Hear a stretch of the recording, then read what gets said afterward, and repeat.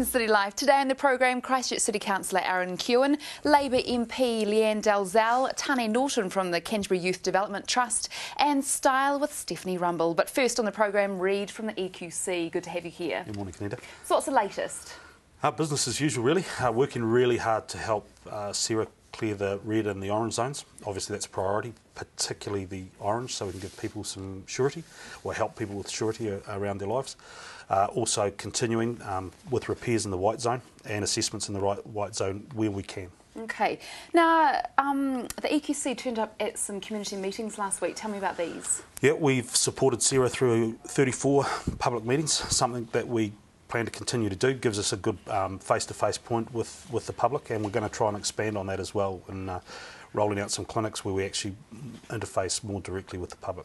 So what happens at these community meetings? Well, basically they're a forum for Sarah to get their message across, and then obviously if there's questions of EQC, we're more than happy to answer them either in the public forum or personally at the end of the presentation. Okay, and that's been quite successful? Yeah, really good, really good. The feedback's been good? Yeah, I think so. All right, so let's look at the zones. Update on the white zone. Yeah, look, firstly, zones are really an issue for Sarah. Or government, they decide what colour each zone is going to be. So in the white zone at the moment, it's sort of a no man's land, I suppose, waiting for some surety. So, but we're continuing in those areas. We're continuing with the land-based assessments in the hills, broken retaining walls and the like, and we're also giving information to Tonkin and Taylor, who are feeding back whether it's safe to proceed with repairs on houses. So if we've got a repair underway, we're continuing with it, and if we can start a repair in the white zone, using Fletchers of course, then we are doing that as well. Okay, red zone. Yeah, look, red zone, obviously those people have been told that the homes are not going to be rebuilt, so we finalised our inspections there.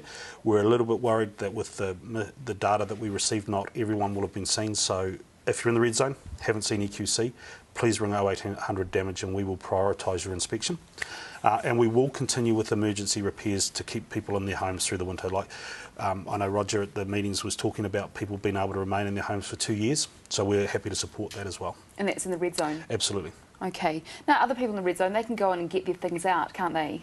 You know, people who are moving on. Oh yeah, look, there's no issue with people accessing their homes. It's just that those people have been, they're the ones that have been given real definitivity that those homes are not going to be or not able to be rebuilt on that land at this time. Okay, and they can call 0800 326 243.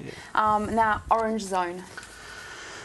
Yeah, well, we're waiting for the Sarah to make a decision for the people in that zone. We're trying to get through it as quickly as we can. We've been given some time frames, suburb by suburb, that we're working to meet, and that's all about that when Sarah make a decision about whether those homes are in a red or green zone, we're able to provide them with cost information around the repair to their homes so they can make informed choices if they in fact end up in the red zone. What is the time frame for that orange zone one? Do you know yet? No, I'm not sure what Sarah's time frame for making those announcements are. We're trying to get them through those areas ourselves quicker rather than later. Okay. So we've got quite a large workforce working through there at the moment. Okay, in white zone? White zone, we've got... Sorry, green zone, Green zone? Yeah, I thought we talked about that. Yeah. Green zone is business as usual really for us. We've still got a large percentage of our people working through those zones. Obviously, they're areas where houses can be repaired, and that's really important to us, so we're continuing to feed Fletchers in those areas so they can keep moving.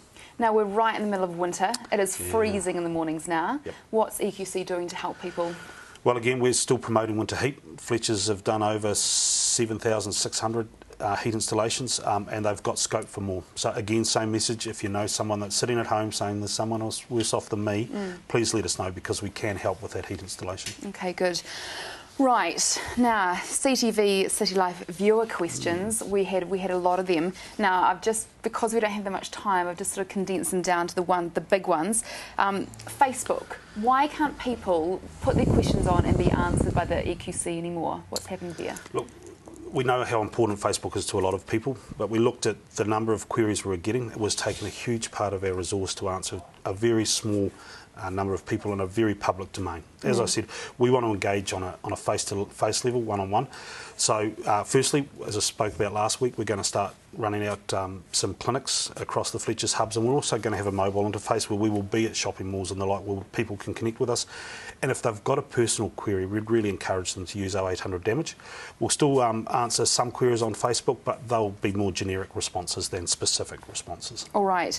And the other big thing is being paid out, you know, for contents from September and February, delayed payments. Why are people having to wait? Well, simply because we've got over 120,000 in a queue. We are paying them. It's just, you know, when does your claim get paid? And we are working as hard as we can. I know that between our claims officers, we've got over 186 people dedicated to payments of invoices and contents claims. So we're moving on that as quickly as we can. All right. Now, it's been announced this week that over $1 billion has been paid out from the EQC. Who has been the main priority for these payouts? Where has the money gone?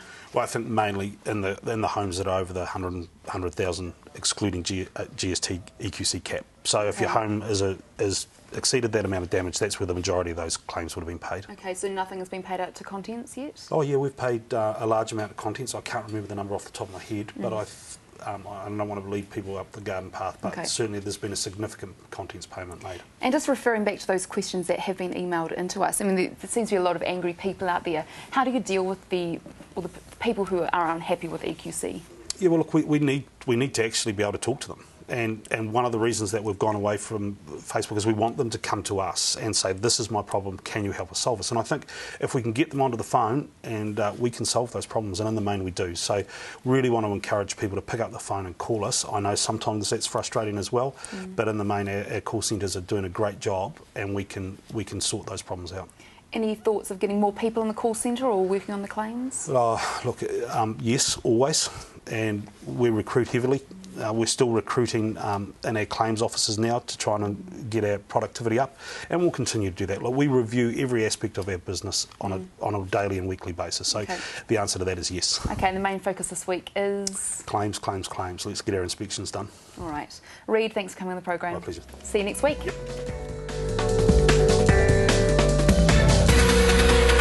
Now I'd like to welcome to the programme Christchurch City Councillor Keown. Good to have you back here. Hey, morning, Keown. So how are things going at the council, the Central City Plan? Oh, yeah, fantastic actually. In some ways, and in others not perfect, because it's not everything in there is what I would have wanted, but the way it's looking, I think the mass population will be pretty happy with, you know. When will we have some idea of what's going on? Well, I think the first visuals to come out to the public are only in a matter of weeks away now, because the government have given us 9 months to have this thing completed and signed off, which is prior to Christmas, and so, but it's still got to go to consultation and go out to the public, which has to happen pretty quickly. So the whole way of doing such a massive plan has been incredibly fast, and there's a lot of staff that are working, you know, very, very long shifts. Yeah. Do you think that's a big rush to get it done before Christmas? I mean, this is our central city. You know, it's a big thing in Christchurch. Yeah, certainly when we were overseas, like in San Francisco, and talking to recovery experts from around the world, they did raise an eyebrow at the speed we were attempting to do it. They were even more surprised that we were on time so far. So that really, really surprised them, because there's never been a recovery anywhere in the world as big as ours that's going this fast. So yeah, we're well on target. So which is odd, because you keep hearing in the media that nothing's happening, why is everything taking so long, why isn't the city rebuilt yet? That's just it's bizarre.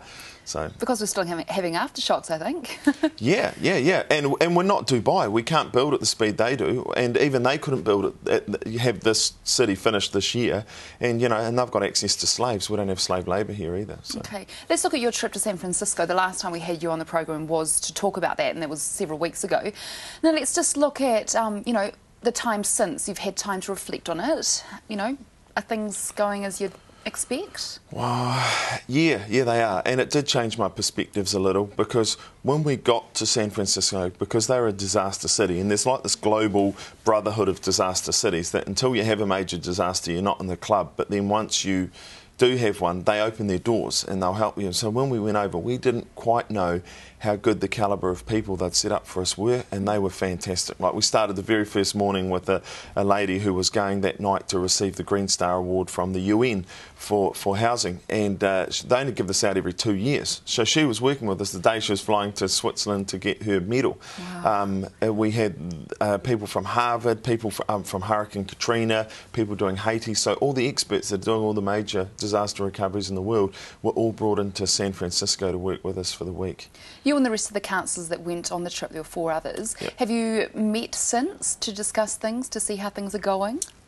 Well, we obviously meet at meetings every week, plus we do the unofficial meetings, which are part of the Central City Plan, which is generally twice a week, which are quite long sessions with our planning staff. So it's been great for us that went to be able to feed that information back into the planners, because part of what we were looking at was the urban design of that great city, and some other councillors went to Melbourne as well. Okay. Now, the annual plan was adopted last week. Yes. You voted against it. Yeah, I was the only one, strangely, which surprises me, because a few have complained about the budgets and how much is spent and rates going up, but they voted for it. So that was a little odd. I think when I was running for council, I said that I wouldn't put rates up beyond the rate of inflation, so that's what I voted for. I was a little surprised that others didn't do the same. And then you see other things happening in the media this week which were contrary to what happened in the meeting, so I find that very odd. What was the reaction when you voted against it? Oh, the steely look from around the table of, why have you voted against the annual plan? We need to be together on this. But I think it's healthy to wear your heart on your sleeve and vote for what you believe in. And I thought we could have carved a lot of savings. I think the public would have wanted some savings this year, and certainly the other councillors thought that now wasn't the time to cut back on anything. I thought it was the perfect time. So.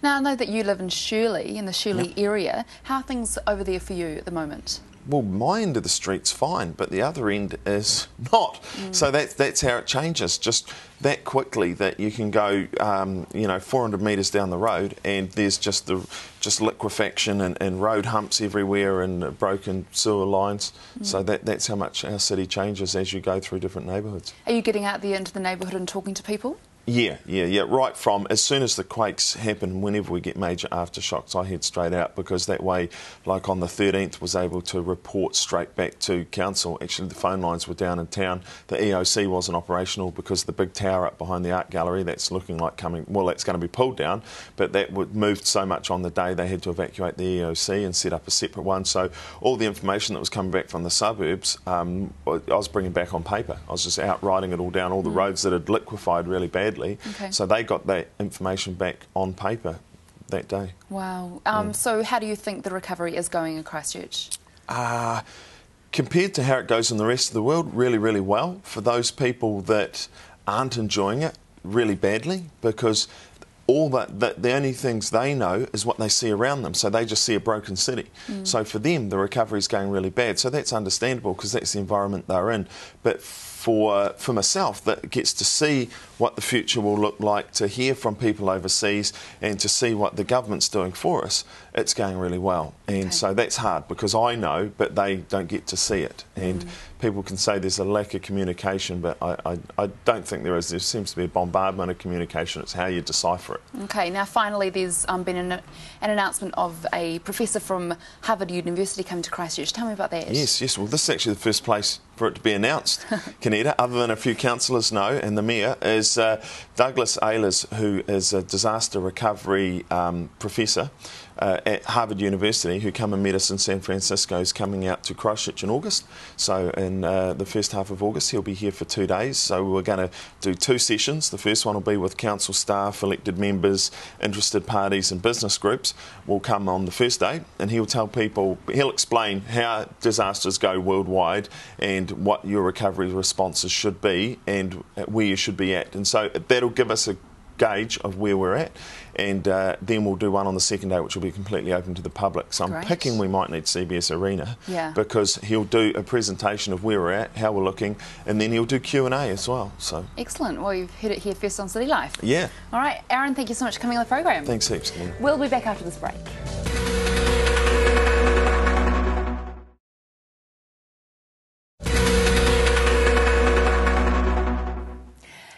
City Live, and I'd like to welcome Carl from the Canterbury Employment and Skills Board. Good to have you here. It's good to be here. Now tell me about the board. Right. We all know that CERA, the Canterbury Earthquake Recovery Authority, is the government agency that's been tasked with coordinating the recovery to the earthquake. CERA, CERA, has a whole lot of things it has to sort out, and one of those is it's got an economic recovery plan. Now, an important part of its economic recovery plan is its skills and talent plan. How do you go about finding the people we need to help Christchurch recover, rebuild, and then prosper? The Canterbury Employment and Skills Board has been set up to provide that function to CERA, and the board is a bunch of government agencies and local government agencies and local employers all working in that kind of skills and employment space, skills and employment and training space. And our job is to come up with an action plan so we can find the skills and talent we need to help Christchurch recover, rebuild and prosper. How big is this job going to be? Well, that's the $64,000 question, isn't it? There has been some modelling that's been done in the past that suggests, and get this, the need might be 19,000 extra jobs in Christchurch over the next 5 years. Now, I need to add some caveats to that. That modelling was done before the June 13 earthquake. That modelling was also done before the announcement last week or the week before about which houses are in the red zone, the green zone, the orange zone, the white zone. So there is some remodelling to do, but we are talking about, you know, a significant demand for labour skills and talent in addition to the labour skills and talent that's already available in the Christchurch market. So that's the challenge. Wow. So do you think this number is going to actually increase?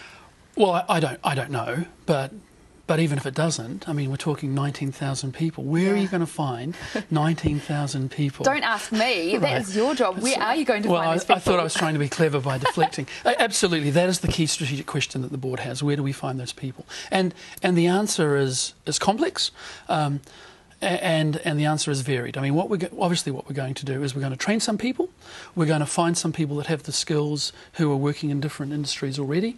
We're going to activate all the people we can from around the region. We're going to find people from outside of the region within New Zealand, and if we have to, we'll go to international markets. The people designing the strategy on the board talk about pipelines. And they talk about what are the pipelines. So there's a skills pipeline, there's a labour market pipeline, there's an immigration pipeline. And we will be working those pipelines as hard as we can to make sure we get the skills and talent we need to rebuild, prosper and make sure we recover. How important is it for you to employ from within the Canterbury area? Absolutely. No, it's a first principle. So wherever we can, the strategy we're designing will emphasise the need to employ locals. But we are actually we're not just talking about labour, we're talking about a whole lot of highly skilled people as well, a whole lot of talented people. We're going to use all the highly skilled, talented people we can find from throughout Canterbury, and we're going to need more, we're going to need a whole lot more. And those ones we're going to have to get from somewhere else. We can suck them out of other places in New Zealand, but we will have to get them from overseas as well. Let's look at some of these jobs that these 19,000 people will fill. Yeah. So the modelling we've done is all about essentially rebuilding. So we're talking about jobs in infrastructure, we're talking about jobs in commercial rebuilding, we're talking about jobs in residential rebuilding, we're talking about jobs in residential repair. So it's your traditional trades jobs, but it's also all those finishing jobs, your plasterers, your painters, your jib stoppers. Those are the people we're going to need, and we're going to need a lot of them, and we're going to need them quite soon. So how will people know about this? You know, there's people out there I know that need work. When are we going to start finding out about these jobs? Look, I mean, I fully understand that frustration. I mean, the people we work with express that frustration all the time too. There are lots of people who are working very hard to make sure that we have all the preconditions in place before we go and do this properly. So one of the things that the board's working very hard on is the planning, working out what actually is the demand, where is the demand. And if you think about it, it's a really interesting question, because if you're thinking about rebuilding, it's not just about where do you get the labour, but by the time you've got the labour lined up ahead of the need, you've also got to make sure you've got the capital lined up. You've got to make sure you've got enough building materials to go back and rebuild all those thousands of houses. So we're talking about a logistical planning exercise that CERA's doing, which just beggars belief. What we're doing is we're trying to make sure that the skills pipelines, the bit that does labour, workforce, talent, is absolutely ready to make sure that they can access the things they need when they need them. Okay, so there's lots of work for builders and things like that at the moment? Yeah, but not just those. I mean, absolutely. the board is very clear that we're looking in 3 phases. We're looking at the recovery phase. How do we actually recover from the earthquakes? And you know, at one point we might have said, well, we're through that phase and let's move on to the next phase. But so there's a need to recover. Then there's the need to rebuild, and we're talking about rebuilding here, but let's not just focus on rebuilding, because what the board's strategy will do, and do clearly, is also position Christchurch to prosper out the other side. So once we've rebuilt, we'll actually have a city that will prosper. And here we're fortunate because there's I don't want to descend into a litany of acronyms. This gets really difficult because we've got Sierra, then we've got the Skills Board, CESB. But we rely heavily on what CDC, the Canterbury Development Corporation, has done in terms of its economic planning. It's got a great document called the Christchurch Economic Development Strategy. SEDS, you probably had somebody on here talking about it. Well, they've done a lot of the heavy lifting for us in terms of what do we need in Christchurch for Christchurch's economies to prosper. The challenge for the Skills Board and for Sarah is to make sure that while we're rebuilding Christchurch, we're also making sure we're positioning Christchurch so that at the other end it prospers, so that we have the skills we need, that we have the businesses we need, and we have the investment we need. And in those cases, we're not talking about builders and chippies. We're talking about very highly skilled people to work in knowledge-intensive industries. The SED strategy, and if you haven't had somebody on here, you should have somebody on here and talk about it, is all about building a smart city, about making Christchurch the hub of the South Island, making it a knowledge-intensive city. That's still the goal. Out the other end, we just have to rebuild the city first. All right. Where can we keep an eye on this? Right. Well, we have the Canterbury Employment Skills Board has a website, www.cesb.org.nz. Okay. CDC has a website. SEDS probably has its own website. This is that litany of acronyms again, and I apologise for this. But probably the first place to start looking is Sarah, and keep in touch with what Sarah is doing. Right. But the Skills Board will be putting out an annual report, and we will be reporting to Sarah regularly about our action plans. All right, Carl, good to have you on the program. It's good to be here. After the break, Lianne, Dalziel.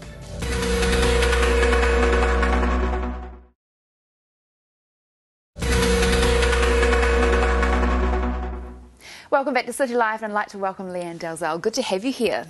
Thanks for having me back. So how are things going in your area? Well, there are still a lot of challenges out there. I've spent most of the weekend just gone in cottage meetings, and those cottage meetings have been for people who live in the green zone, but right on the cusp of the red zone. So they're going to be looking at houses coming down, and they have some questions about how those dividing lines were drawn, and also a lot of questions about what life's going to be like for them while that happens. So have these been held in cottages? No, just held in people's houses, you know. So, mind you, so many people turned up that several of them were held outside, and it was a lovely day, well, a couple of days over the weekend. So, some were inside, some were outside. So the idea is just rather than having big halls full of people where people don't get to ask their questions, just smaller meetings, just hearing what people's concerns were. I wasn't going to the meetings with answers. I was really there to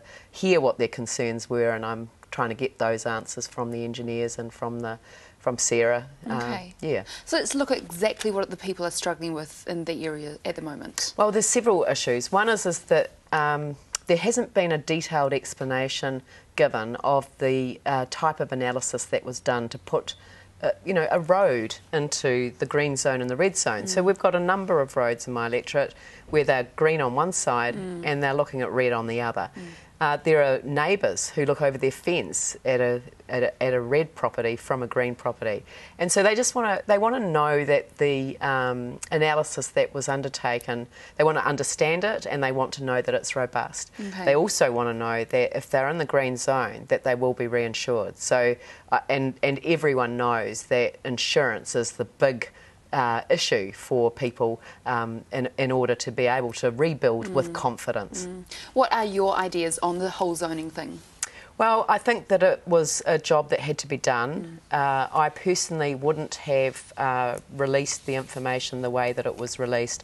I personally would have spent a lot more time actually working through the land issues with people. So rather than tying the package with the announcement and then trying to announce so much all at once, and then creating these new orange zones, which are areas of great uncertainty, I would have said, OK, well, let's look at the obvious areas of red zones where there are no boundary issues. Horseshoe Lake and Bexley.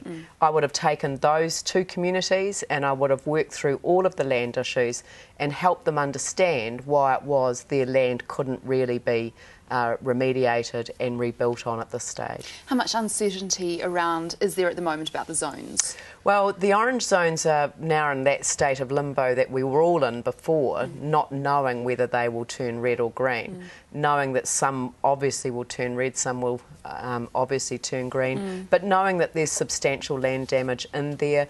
We know that the reason that orange was created was because of the extra damage that was done on the 13th of June. And so the engineers were able to identify some land performance issues that they hadn't identified before.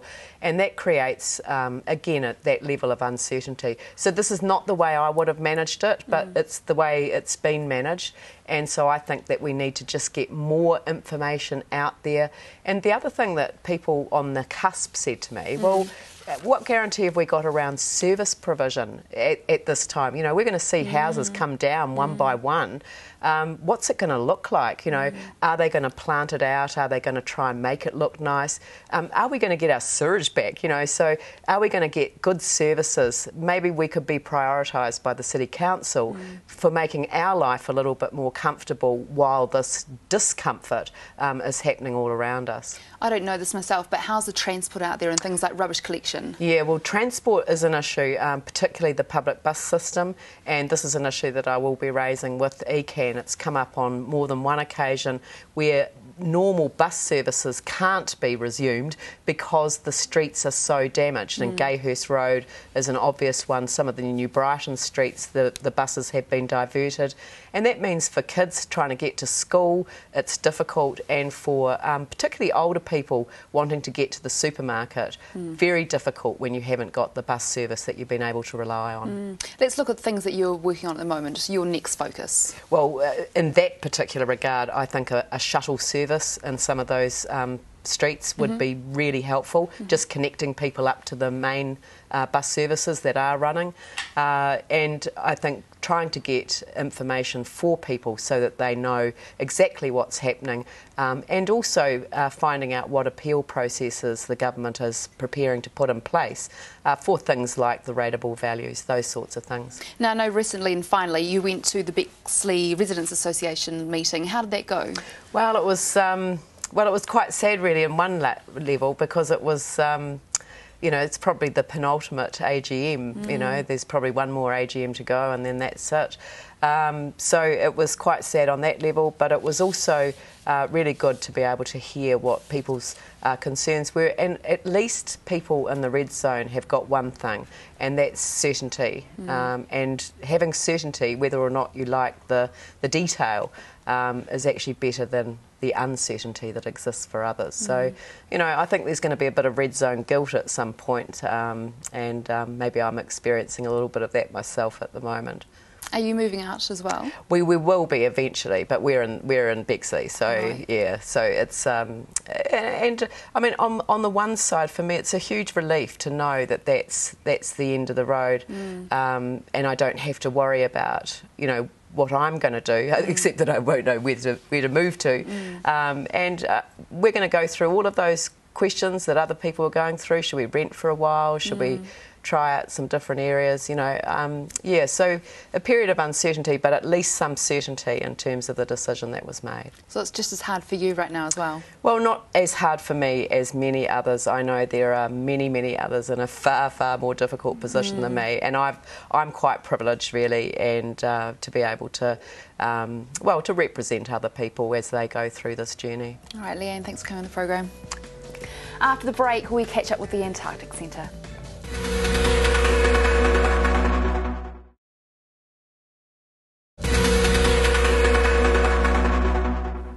You're back with City Life, and I'd like to welcome David from the Antarctic Centre. Good to have you here. Yeah, thank you. Yeah. Tell me, how's the centre going?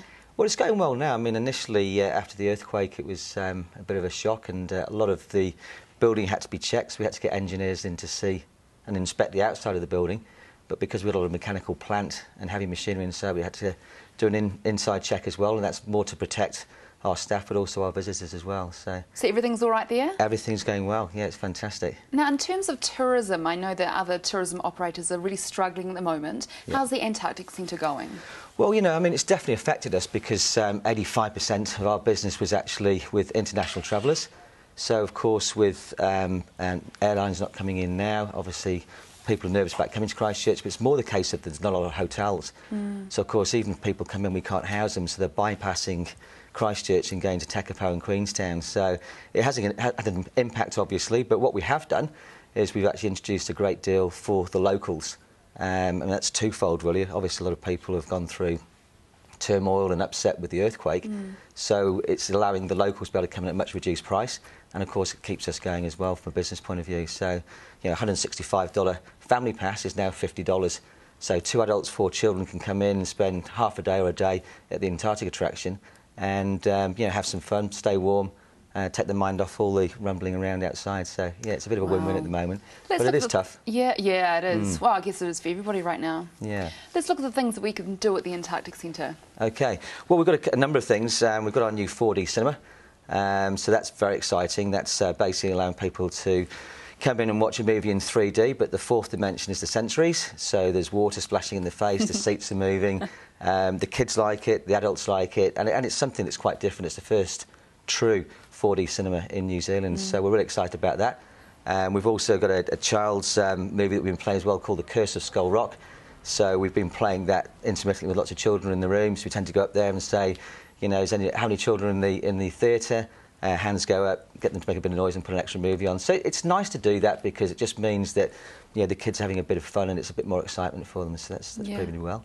Now you've got actual penguins at the Antarctic Centre. We do. We have our 24 penguins in the penguin enclosure, and we've got a new addition as well. Tell me about your new addition. Okay, well, Morgan is our new addition. He's very special because, well, a number of reasons. He came to us after being found in Flea Bay, and Morgan was just wandering around on the beach, looking a little bit bedraggled. So he's taken in by a couple. They fed him up and tried to put him back out to sea. And unfortunately, there he is there, and he wouldn't go out to sea. He wouldn't swim. So he came to us. We put him in quarantine for 45 days. And during that period, Mal, our penguin keeper, was basically mum to him. But even when we put him in the paddling pool into the water, he just jumped out straight away. So he became Morgan the penguin that wouldn't swim. So he became quite famous all over the world, actually. We're getting emails and letters. And what we've got here is some footage where he's... this is his first day in the pool, and after about 5 minutes of watching him with a lot of intimidation and excitement, he took the plunge and swam. So he's now... Morgan's now swimming, yeah. So where he was sort of walking up and down beside the pool, did you... Because I know this is on your iPhone, you were sort of shaking a little bit. Yeah. Did you just know that he was going to jump in? No, look, we didn't. And, I mean, we didn't think it was going to happen at all. Yeah. But, yeah, so, of course, there was a bit of excitement going. That's probably why my camera was moving around so much. And we've as many staff that possibly could get around there to come and watch him. It was, yeah, it was just fantastic. Is that the closest he has been to the actual pool? He actually went in then. So, yeah, so about 2 minutes after that footage was taken, he jumped into the pool. Wow. And now he's in there swimming around. He's a very handsome penguin. Yeah. He's a white flippered penguin, so he's quite big. Most penguins normally eat, you know, sort of like 10 fish, 11 fish in a sitting. His first day in the pool, he ate 17. So, yeah, and he's a bit of a ladies' man as well. Is he? He is, yeah, he likes the ladies. So he's got a couple of girls that he's shown some interest in. And a few of the girls have shown some interest in him as well. Oh, really? So, yeah. How interesting. So what is it about the penguin? Do people come and watch the penguins and, you know, can they see them? Yeah, look, I think the thing is, I mean, the great part about our penguins is 95% of our penguins have been injured or have some sort of disability, so they wouldn't survive in the wild. So it's great that they can sort of be with us because obviously they're safe, they're well fed, and they'll probably have more longevity because they don't have the elements and the threats out in the wild. So they're very special penguins. Yeah. They're just little. We've got the blue penguins that are quite small, and they're local to or indigenous to this area, sort of Flea Bay, around there, and the white flippered penguins, which are a little bit bigger. So if any other penguins are found roundabout, can they be brought in? Well, we've got to be careful about that because, I mean, you're probably leading into sort of like Happy Feet who's in Wellington, yeah. So we got a few calls about that, but to be fair, if he came in, he'd probably take the whole pool up because he's a metre tall. So he's a bit bigger. He's just a wee bit bigger, yeah. Would you consider that, though? Well, no, because we're not equipped to take him, and of course he needs ice and special feeding and special attention. So he's so famous now. Everyone would come to see him. Not quite as famous as Morgan, though. Oh, that's true, yeah. Yeah. Now we've got school holidays coming up. Anything exciting to look forward to? Yes, look, obviously Morgan's down the pool, so you know he's a must-see. He's very entertaining, and that's you're watching all the penguins. So you were talking about the penguins before. I mean, obviously you've got penguin feeding. So that's quite special. Okay. That's when people can see them swimming around, darting around, catching the fish. Is it the same time each day? No, we've got one at 10 o'clock and at 3:30 in the afternoon, yeah, so twice a day. And we've also, Richard Benton, who owns our business, has just been overseas and has managed to secure the 4D version of Happy Feet. Oh, really? So this is very exciting for us. Yeah, it's huge. Oh, what a great so we've film. got so that'll be going on in the school. It's launched on the 16th of this month. Okay. And that's a must-see. Now, what we're also doing as well is that it's a slight add-on in the price. It's $8 for children, $10 for adults to watch it, but we're actually donating 10% of those funds to the Christchurch earthquake. Oh, that's great. Yeah, so... All right, David, thanks for coming on the programme. Now, where can we find you? Just near the airport, isn't it? Oh, just in the airport, Orchard Road, yeah. All right. Just 8 minutes walk from the airport. Excellent. Thanks for coming on the programme. Thank you very much. Cheers.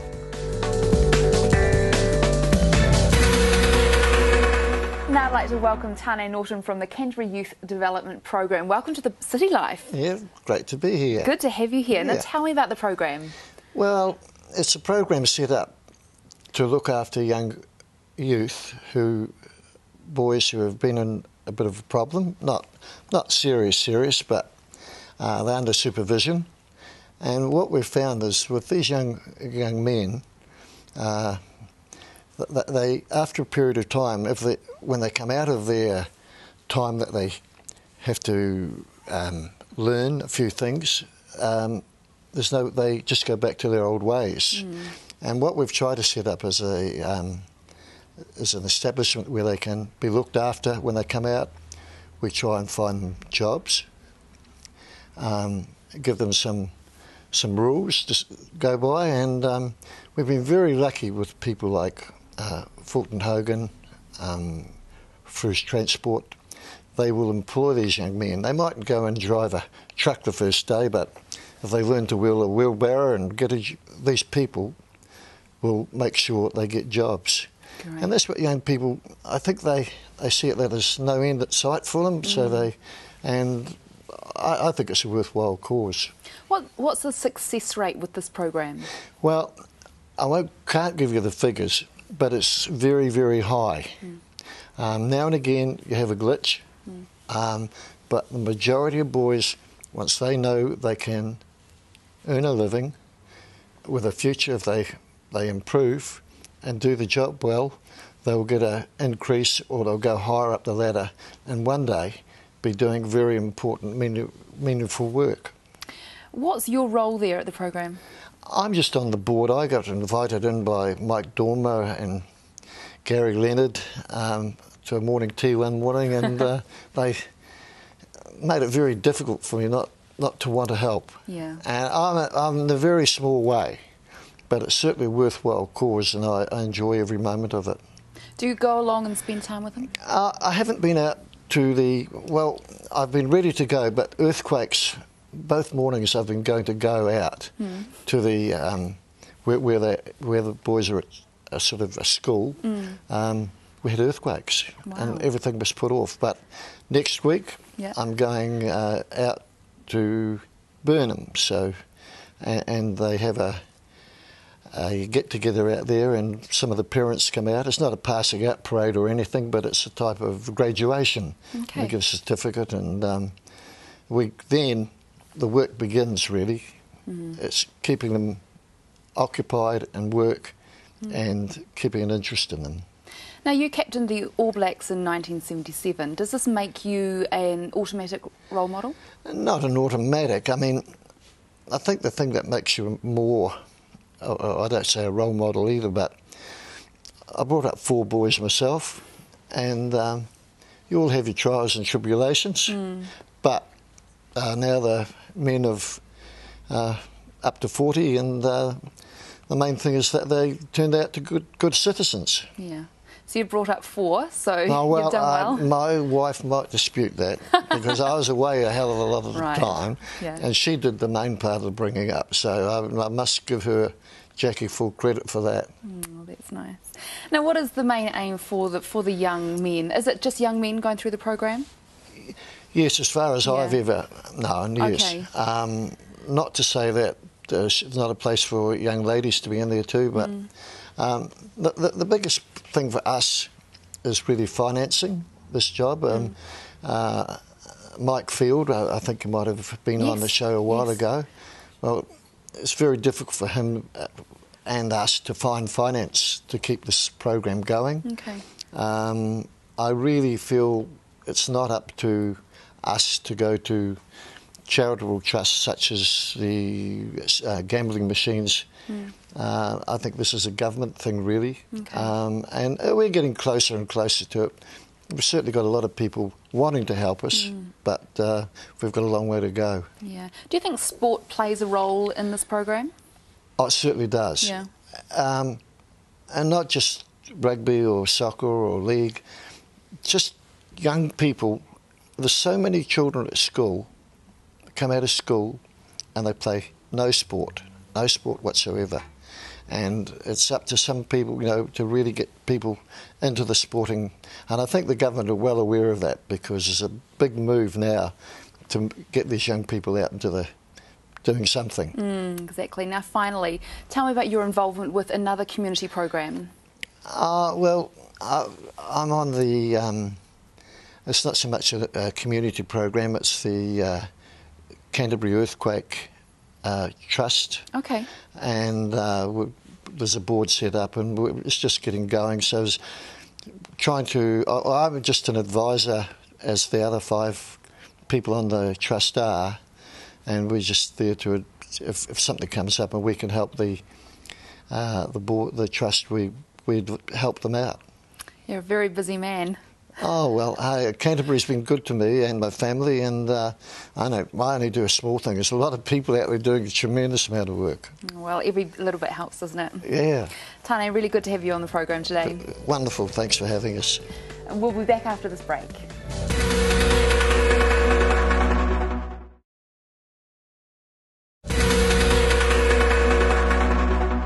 Welcome back to City Life, and finally on the program, Stephanie Rumble from Flair Image. Always good to have you here.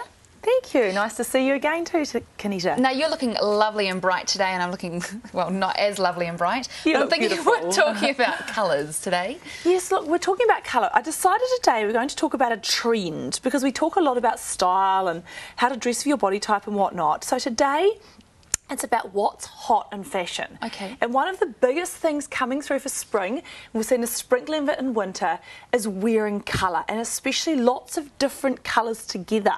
See, I'm a little bit scared of it. Well, not so much. Colours I'm getting used to, because I've had my colours done with you, but wearing lots of colours together, I'm a bit scared of that. Look, a lot of people are, and there's a lot of reasons for that. They don't want to stand out, or they're a bit scared it's going to make them look bigger in a particular area or whatever. But it's just getting the right colours and putting them together in the right combinations. Now, today I've done a little example of colour blocking in my upper body with the orange on orange, but I've got a darker colour downstairs because that works better for my figure. Now, if I had hot pink jeans on, like I've got hanging here, they wouldn't be as good for me, but if you've got beautiful slim legs, then that's a really good option. Okay, right. Colour blocking, what is it? Okay, so colour blocking is wearing one or more colours together. So, for example, if you're going to truly colour block, you might dress, I know this sounds really bizarre and quite out there, all head to toe in one colour. Now, we're really good at that, wearing all black in New Zealand, but that's not the point. The point is to wear colour, not black, because black's not classified as a colour. Right. So you might wear head to toe in red, different shades of. Okay. Yeah, and perhaps the shoes as well. So what we've got here is an example. This is from Quinn's. We've got an example here of some pink trousers. This is a bit scary. The red belt and a red top. And we would team those up with orange trousers, orange shoes. That's the trend. Really? Yes, absolutely. So very out there and quite very fashion forward. If you're checking out the catwalks, yes, totally. And we have another good example here. This is from Andrew Moore, a little bit more sedate, if you're not quite as happy to wear all the bright oranges and reds together. Yeah. This is green and crimson, and I'd pop a nice purple belt on here, and I'd team these up with the purple shoes. So instead of wearing black, what we do is we might put purple tights on, purple shoes. These shoes are from Robin Pierre. Pop this nice tunic on. There's even some arm warmers for these very cold days, and a hat. So you can see we've got the crimson purple thing going on and the green. All right, I think that would look really good on somebody else, but just not me. Yeah, well, the thing is too, it's also working out what works for you personality-wise, and sometimes fashion's about taking a little step outside your comfort zone, Kanita, and haven't we done that here already? Yeah, definitely. Yeah. Now, how do we know what colours suit us? Okay, so the best way to work out which colours suit you is to have your colours done. Now, we used to do it in the 80s, but it's all changed a lot Colour since Me then. Beautiful, I think it was. That's right. Yeah, and they're still around, but we have a different system now. Right. And I work with 12 different designations of colour. Look, the thing to get is everyone suits colour. People are very scared of it. Yeah. They think it's going to make them look bigger or they're going to stand out like a rainbow. Yeah. But also everyone suits colour. And we've got some examples here. This is my colour swatch, and Kanita actually has hers as well. And you can see here that they're quite different. And that's because our colouring's different. We're both blue-eyed blondes, but I'm not at the moment, I'm red. First thing I look at, the colour of your hair. Yeah. Right, well, naturally blue-eyed blondes, but our colouring's quite different, and that's to do with our skin tone. So you can see that both of us have got all colours, but they're just different shades.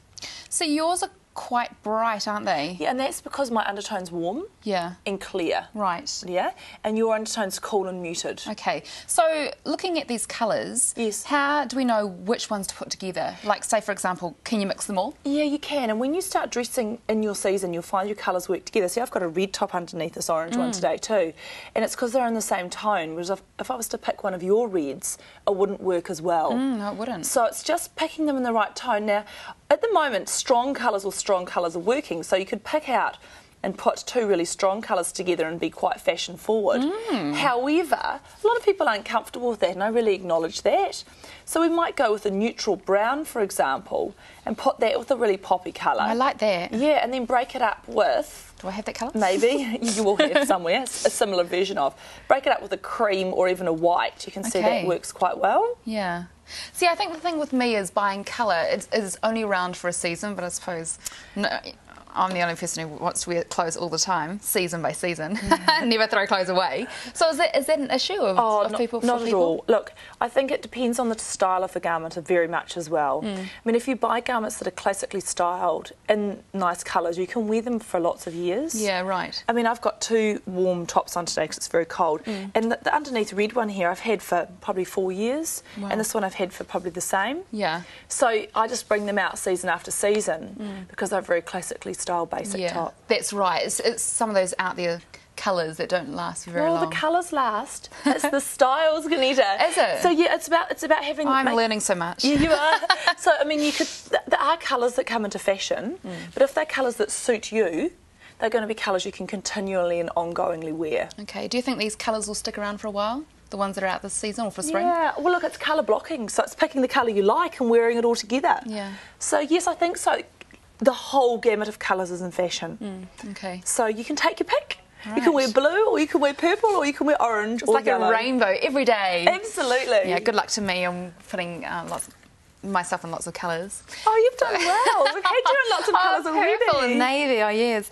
Now, is this your blog for this week? Yes, absolutely. So the blog is on colour blocking. So if you want to go and check out a little bit more information, see some pics, check out flairimage.co.nz and click on What's She Wearing style blog. Excellent. Stephanie, good to see you.